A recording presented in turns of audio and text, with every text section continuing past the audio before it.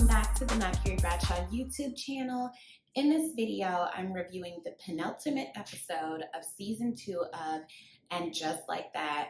We're almost there, getting through this very confusing, disjointed, inorganic season. I said I was going to review the whole thing, so I'm committing to what I said I was going to do because I am a consistent content creator. If I say that to myself enough, it will become true. So let's dive right in. So we ended the last episode where Carrie was very eagerly going to visit the farmhouse that I still have questions about because it's in Virginia and it was built in 1816 and I want to know the history. So all the kids really liked Carrie with the exception of Wyatt, who seems to be a very angsty teen. And my question is Wyatt angsty or is Wyatt neurodivergent? Is that what we're getting at? Aiden is just like, oh, he's just, different. He might be a harder sell. Don't worry about it, whatever. So building management has popped up at Shay's place where Carrie and Aiden are camping out because Aiden is avoiding Carrie's apartment at all costs. And they are getting a notice that they've exceeded the 30-day guest rule or whatever. So Carrie has to go tell this to Shay and blah, blah, blah. So this living arrangement has really kind of come to a head. So they can't go to Carrie's place. They're spending a fortune on hotels. Shay's place is now out of play. So Carrie tells Seema, for realsies this time, I want to sell my apartment. I want to buy a bigger space. And a couple of things that I noticed with this episode. Number one, there were things just peppered in. Just like, hey, let's throw this in there. Let's throw this in there. Okay. The other thing is that having money seems really fun. And the other thing is that somehow things just seem to just magically work out. Like this is the most fantastical show in the history. I'm talking Lord of the Rings. I'm talking Harry Potter. Fantasy. This is just such a capitalist fantasy, but like, okay. So I have reservations and feelings about Carrie giving up her apartment because it's such a part of the iconography of Carrie Bradshaw. And it kind of hurts my heart that she would be giving that up. But I do love the idea of her really being committed to making space for Aiden and his family in her life because she didn't want to do that in the OG show. So Carrie gets a call from Aiden's ex-wife who wants to meet up for coffee, and she really just wants to establish some boundaries. Number one, please don't include my kids in your content. Number two, Aiden cannot handle being heartbroken by you again. And here's the thing. We've been through this before in the OG show. Why do women keep feeling like they need to come in and defend Aiden's honor? Like, he's a very grown-ass man, and I'm sure that, y'all had a life together, y'all had kids together. I don't know, this compulsion that Aiden's exes seem to feel to come to his defense when it comes to Carrie. It's like that's already been done. And I understand the ex-wife from a certain perspective because it's like, okay, well, my kids are involved now, whatever, but it still feels a little bit like an overstep for me. I will give you, establish boundaries with your kids, but me and his relationship really kind of ain't none of your business. Like, in as much as it does or doesn't affect your kids, but something about that feels off for me.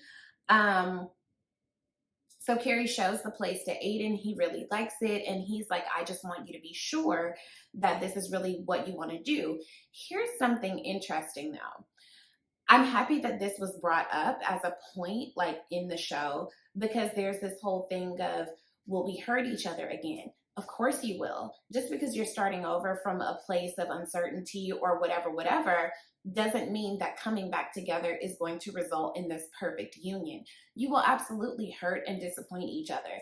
That's just like life sometimes, right? But what this means is both of us are committed to figuring out a way forward if and when that happens again. And I really kind of like that because in thinking about the kind of partnership that I desire for myself, that's something that I think about as well, is what does commitment really mean, especially when you're talking about marriage.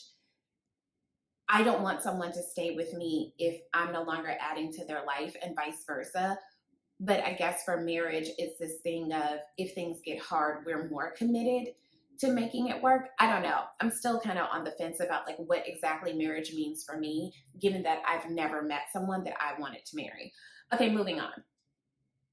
Of course, again, fantasies, everything just magically works out. Carrie has a buyer for her apartment because her neighbor downstairs, she's being kicked out of her sublease. And so now Carrie has someone who can move into her place. And so now she's sold her place and has a new place to live. And just again, fantasies. When you have money, capitalist fantasies. So Seema's new real estate client is a director. He has like Marvel money. He's a bit fussy, but he's been being extra fussy with Seema so that they can spend more time together. So they're looking at this very fabulous place, and he says, great, I'll take it. But, you know, I've really just been being difficult because I want to spend time with you. So they end up having sex in this apartment. No one sold this scene for me. This felt very peppered in. This felt very clunky. I just did not enjoy this scene.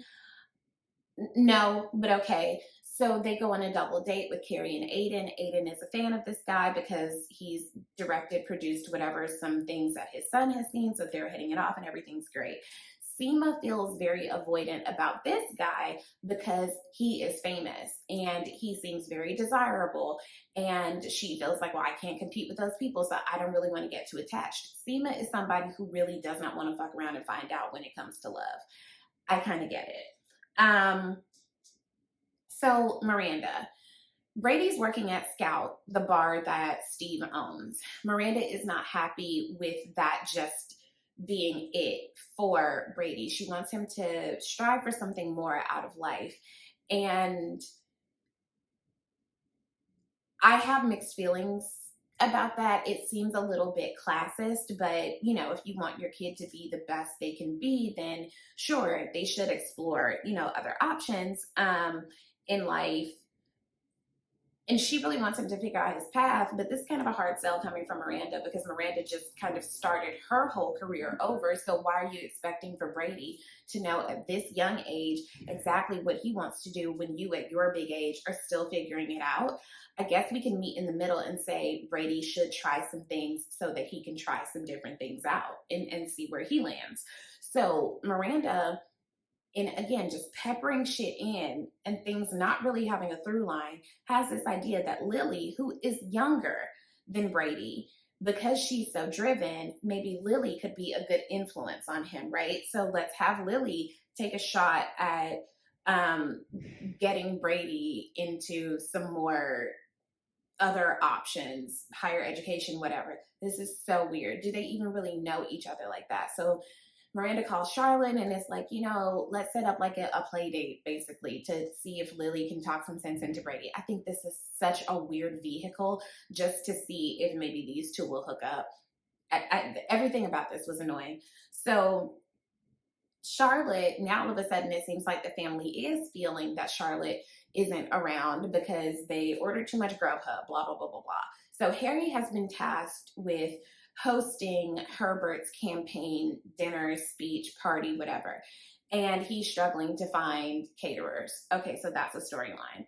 So Charlotte presents to Lily, like, hey, can you talk to Brady? Okay, great, whatever.